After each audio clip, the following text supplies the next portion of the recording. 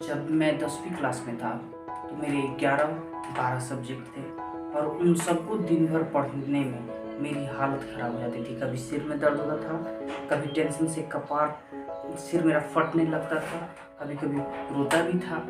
इतने सारे सब्जेक्ट्स कौन देता है, और फ्रस्ट्रेशन से बड़ा हुआ बहुत चिड़चिड़ापन था अंदर। और कोई उस समय ये बताने वाला नहीं था कि स्टडी टिप्स भी कोई चीज़ होती हैं और उनके थ्रू हम टाइम को अच्छे से मैनेज करके, सब्जेक्ट्स को अच्छे से मैनेज करके बहुत अच्छे से इफेक्टिव पढ़ाई कर सकते हैं, जो मैं आज आपको बताने वाला हूँ। चलिए उस मेथड को समझते हैं जो आपकी सारी सब्जेक्ट्स को अच्छे से पढ़ने में मदद करेगा। तो आपसे मेरा सबसे पहले, इसके बहुत सारे स्टेप्स हैं। तो पहले है कि मैं आपसे सवाल करूंगा और आप एक पेन और पेपर पे आप जवाब देंगे। पहला कि आपके पास कितने सब्जेक्ट्स हैं, आप कितना टाइम स्कूल, कॉलेज या फिर ट्यूशन्स में बिताते हैं।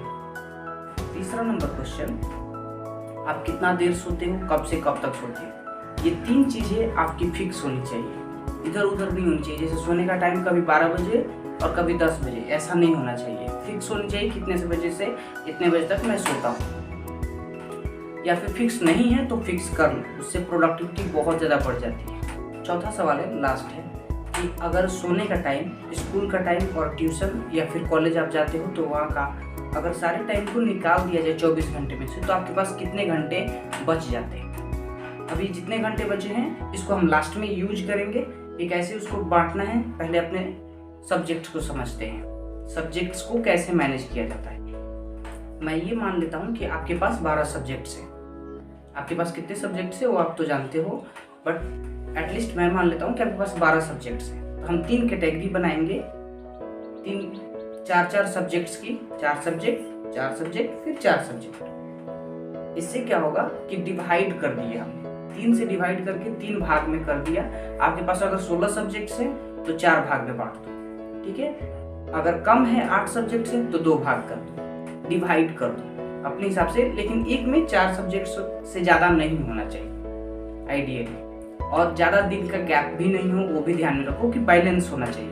नहीं तो एक सब्जेक्ट आज पढ़ा और पता लगा कि वो 1 हफ्ते बाद आ रहा है, मतलब 1 तारीख को मैथ्स पढ़ा तो फिर 8 तारीख को मैथ्स आ रहा है। ऐसा नहीं होना चाहिए, क्योंकि इतने दिन में आपको, इतने दिन ज़्यादा गैप हो गया ना, फिर आप भूल जाओगे। तो उतना ज़्यादा गैप नहीं होना चाहिए, लेकिन गैप होना चाहिए, लेकिन थोड़ा सा 2 दिन 3 दिन का गैप हो सकता है, इससे ज़्यादा का गैप नहीं होना चाहिए। सब्जेक्ट के 12 सब्जेक्ट्स हैं मेरे, और उनको एक सही तरीके से डिवाइड करते हैं। सही तरीका क्या है कि कुछ सब्जेक्ट्स होती हैं जो बहुत आसान होती है, जैसे हिंदी, इंग्लिश, संस्कृत, सिविक्स।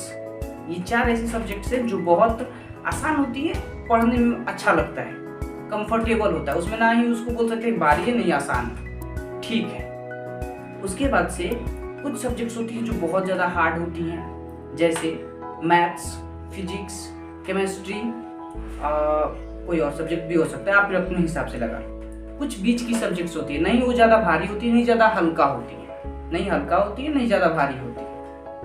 उनके नाम मैं कुछ एग्जाम्पल्स ले लेता हूँ। बायो, हिस्ट्री, ज्योग्राफी, ये 3 ऐसे सब्जेक्ट्स मैं अभी मुझे याद आ रही हैं जो बहुत ही आसान नहीं होती है, बट याद करना पड़ता है उसको ये भी बोल सकते हैं कि याद करने वाला ये सब्जेक्ट। कुछ सब्जेक्ट्स होती हैं जिनको बनाना पड़ता है, जैसे मैथ्स, उनको सॉल्व करना पड़ता है, फिजिक्स सब सॉल्व करना होता है, हिंदी उसको पढ़ना होता है, कहानियाँ हैं उसको पढ़ना होता है। तो ये 2 तरह से सब्जेक्ट्स को कैसे सजाते हैं उसको भी हम देख लेते हैं। सही तरह से करने का क्या कि पहले हार्ड, फिर उससे इजी, लास्ट में सबसे इजी, ऐसा भी कर सकते हो। नहीं तो सबसे हार्ड, बीच में एक इजी सब्जेक्ट डाल दो, फिर हार्ड सब्जेक्ट डाल दो। इससे क्या होगा का जो ब्रेन है वो हैंग नहीं करेगा, थोड़ा सा रिलैक्स रहेगा। जैसे कि मैं आपको एग्जांपल दे देता हूँ, मैंने पेपर पे लिखा हुआ है कि कैसे उसको सजाना है।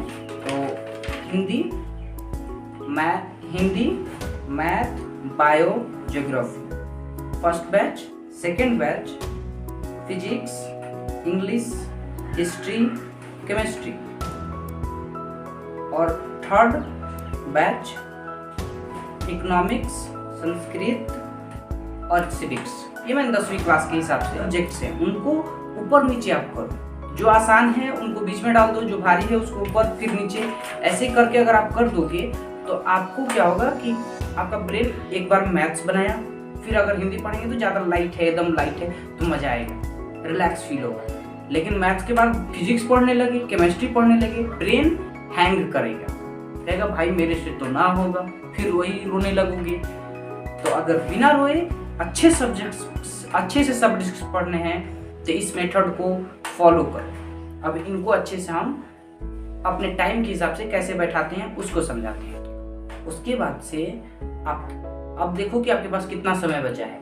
तो मेरे हिसाब से अगर आप 6 घंटे सोते हो और 8 घंटे स्कूल्स में या फिर ट्यूशन्स में रहते हो तो आपके 10 घंटे सिर्फ बचते हैं। 10 घंटों में से हम 4 घंटे आपको पर्सनल काम के लिए, खेलने के लिए या फिर जो भी आपको इंजॉय करने के लिए, फैमिली टाइम स्पेंड करने के लिए, कुछ सोचने के लिए, थोड़ा सा शांति से बैठने के लिए टाइम होना चाहिए।